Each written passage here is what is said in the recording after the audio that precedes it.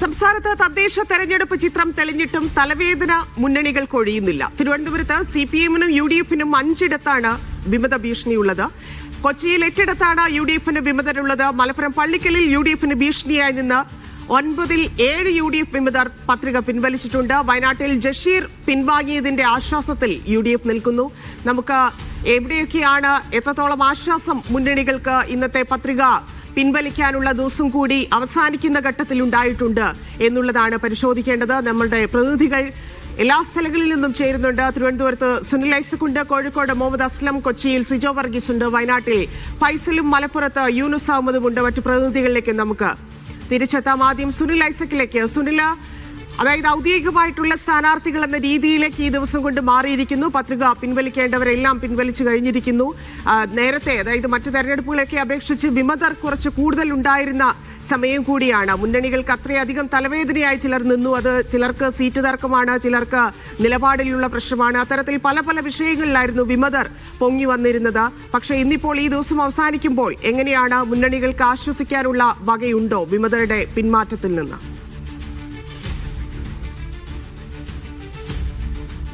സംസ്ഥാനത്ത് തദ്ദേശ തെരഞ്ഞെടുപ്പിന്റെ കളം വളരെ വ്യക്തമായിരിക്കുന്നു, കൃത്യമായിരിക്കുന്നു എന്ന് നമുക്ക് ഇനി പറയാം. കാരണം ഇന്ന് 3 മണിയോടുകൂടി നാമനിർദ്ദേശ പത്രിക പിൻവലിക്കാനുള്ള സമയം അവസാനിച്ചിട്ടുണ്ട്. അതോടുകൂടി ബാക്കിയുള്ളവരൊക്കെ മത്സരരംഗത്ത് ഉറച്ചു നിൽക്കും. സംസ്ഥാനത്ത് ആകെ എത്ര സ്ഥാനാർത്ഥികൾ, അതിലെത്ര പേർ നാമനിർദ്ദേശ പത്രിക ഇന്ന് പിൻവലിച്ചിട്ടുണ്ട് എന്നടക്കമുള്ള വിശദാംശങ്ങൾ തെരഞ്ഞെടുപ്പ് കമ്മീഷൻ അല്പസമയത്തിനുള്ളിൽ തന്നെ മാത്രമേ പുറത്തുവിടൂ. അതിനുശേഷം നമുക്ക് ആ വിവരങ്ങൾ പ്രേക്ഷകരിലേക്ക് എത്തിക്കാൻ കഴിയുമെന്നാണ് കരുതുന്നത്. എന്തായാലും വിമതശല്യം എന്നും എക്കാലത്തും, പ്രത്യേകിച്ച് തദ്ദേശ സ്ഥാപന തെരഞ്ഞെടുപ്പുകളിലൊക്കെ എല്ലാ മുന്നണികളെയും വലയ്ക്കുന്നൊരു വിഷയമാണ്. അവിടെ ഒരുപക്ഷെ നമുക്ക് പറഞ്ഞു വന്നാൽ തിരുവനന്തപുരത്ത് നിന്ന് തുടങ്ങിയാൽ തിരുവനന്തപുരം കോർപ്പറേഷന്റെ കണക്കെടുത്താൽ സാധാരണഗതിയിൽ CPM-ന് അങ്ങനെ അധികം വിമതശല്യം ഉണ്ടാവുന്ന ചരിത്രമില്ല. അങ്ങനെ ഒരു കാര്യം സാധാരണ സ്വാഭാവികമായി ഉണ്ടാവാറില്ല. ആ പ്രശ്നങ്ങളൊക്കെ പാർട്ടി എന്ന നിലയ്ക്ക് പറഞ്ഞു തീർക്കുകയാണ് പതിവ്. പക്ഷേ പതിവിന് വിരുദ്ധമായി ഇത്തവണ തിരുവനന്തപുരം കോർപ്പറേഷനിൽ മാത്രം 5 വിമത സ്ഥാനാർത്ഥികളാണ് CPM-നുള്ളത്. അതും CPM-ന്റെ പ്രാദേശികമായി വളരെ പ്രധാനപ്പെട്ട നേതാക്കളടക്കമുള്ള ആളുകൾ ഇത്തവണ വിമതരായി രംഗത്തുണ്ട്.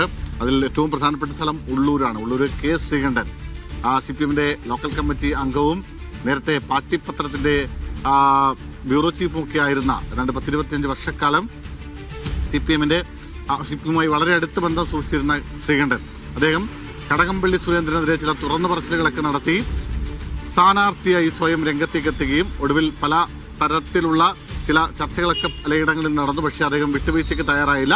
ഒടുവിൽ അദ്ദേഹം സ്ഥാനാർത്ഥിത്വത്തിൽ ഉറച്ചു നിൽക്കുകയാണ്. മറ്റൊന്ന് മോഹനനാണ്, അതായത് KV മോഹനൻ, വാഴോട്ടുകോണം. അദ്ദേഹം സഹാവ് മോഹൻ എന്ന പേരിലാണ് അറിയപ്പെടുന്നത്. നേരത്തെ പാർട്ടിയുടെ ലോക്കൽ കമ്മിറ്റി അംഗമായിരുന്നു. ഇപ്പോൾ നിലവിൽ ബ്രാഞ്ച് അംഗം മാത്രമാണ്. പക്ഷേ എങ്കിലും വ്യക്തിപരമായി അദ്ദേഹത്തിന് വലിയ സ്വാധീനം പാർട്ടി അണികൾക്കിടയിലുണ്ട്. അവിടെ സീറ്റ് ഘടകകക്ഷി കൂട്ടത്തിൽ പ്രതിഷേധിച്ചുകൊണ്ടാണ് അദ്ദേഹം അവിടെ മത്സരിക്കുന്നത്. അതിനൊപ്പം ചെമ്പഴന്നിയിൽ ആനി അശോകൻ, കാച്ചാണിയിൽ നെട്ടയം സതീശൻ, വിഴിഞ്ഞം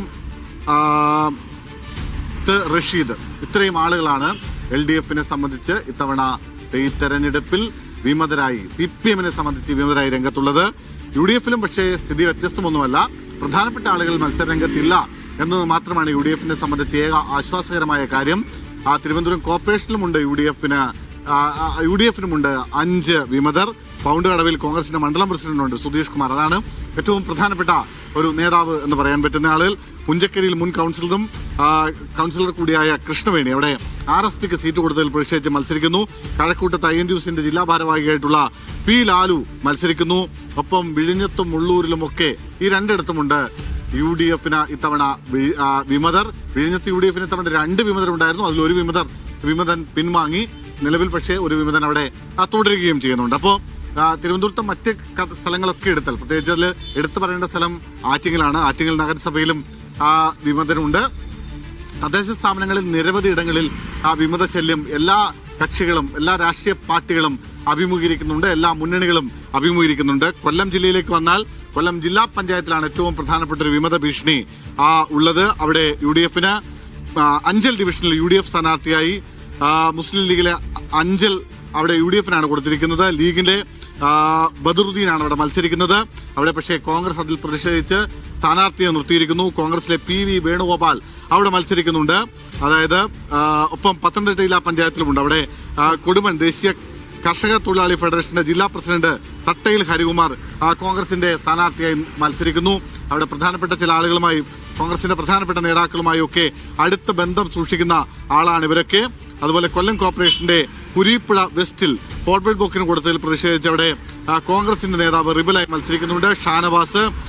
കൊല്ലത്ത് BJPയിലുമുണ്ട് പ്രശ്നങ്ങൾ. BJPക്ക് തിരുവനന്തപുരത്ത് പക്ഷേ ഇത്തവണ വിമതനില്ല എന്നത് അവർക്ക് ആശ്വാസകരമായ കാര്യമാണ്. പക്ഷെ അങ്ങനെ ആകുമ്പോഴും കൊല്ലത്ത് BJPക്ക് വിമതനുണ്ട്. BJP സ്ഥാനാർത്ഥിയായി കേണൽ ഡെന്നി മത്സരിക്കുന്നു. വടക്കേവിള ഡിവിഷനിൽ വിഷ്ണു പാട്ട അയാൾക്കെതിരെ, അതായത് കേണൽ ഡെന്നിക്കെതിരെ അവിടെ മത്സരിക്കുന്നത് വിഷ്ണു പാട്ടത്തിൽക്കാവാണ് BJPയുടെ റിബൽ സ്ഥാനാർത്ഥിയായി മത്സരിക്കുന്നത്. കൊല്ലം കോർപ്പറേഷനിലെ കൊല്ലൂർവിള ഡിവിഷനിൽ LDFന് സീറ്റ് നൽകിയത്, ജനതാദൾ നൽകിയതിൽ പ്രതിഷേധിച്ച് CPM ബ്രാഞ്ച് സെക്രട്ടറി രാജിവെച്ച് അവിടെ മത്സരിക്കുന്നുണ്ട്. അതുപോലെ ഇളമ്പൂർ പഞ്ചായത്ത്, അങ്ങനെ നിരവധി ഇടങ്ങൾ. ഇത്തരത്തിൽ തദ്ദേശ സ്ഥാപനങ്ങളിൽ ഏറ്റവും താഴെ തട്ടിലേക്ക് പോയാൽ, പ്രത്യേകിച്ച് പഞ്ചായത്ത് തലത്തിലേക്കൊക്കെ പോയി കഴിഞ്ഞാൽ നിരവധി സ്ഥലങ്ങളിൽ റിബൽ സ്ഥാനാർത്ഥികൾ പലയിടങ്ങളിലും മത്സരിക്കുന്നുണ്ട്. ചിലപ്പോൾ ഒരു പക്ഷേ ചിലയിടങ്ങളിലൊക്കെ റിബലുകൾ വലിയ നിർണായക ശക്തിയായി തദ്ദേശ സ്ഥാപന ഭരണത്തിൽ വരാനുള്ള സാധ്യത പോലുമുണ്ട്. അതുകൊണ്ട് റിബലുകളെ അങ്ങനെ പൂർണ്ണമായും തള്ളിക്കളയാൻ കഴിയില്ല. എന്തായാലും കഴിഞ്ഞ കുറച്ച് ദിവസങ്ങളായി തിരക്കിട്ട് നേതാക്കളടക്കമുള്ള ആളുകൾ നടത്തിയ അനുനയ ചർച്ചകളൊക്കെ പരാജയപ്പെട്ടിട്ടാണ് ഇപ്പോൾ റിബലുകൾ തുടരുന്നത്.